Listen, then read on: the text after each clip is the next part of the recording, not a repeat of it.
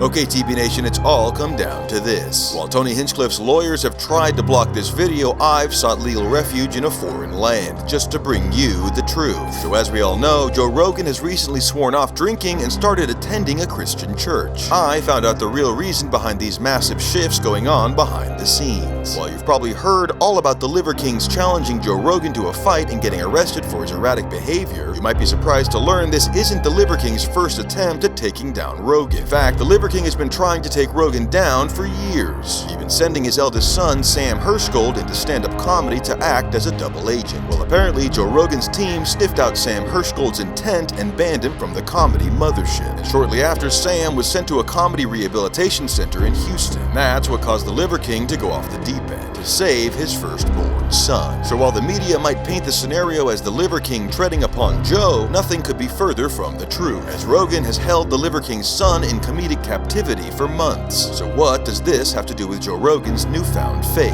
Well, after learning of Joe's secret comedy detention center, I found these bizarre celestial contracts, where Rogan's team seems to be hunting and capturing America's biggest sinners, aka stand-up comedians. But why?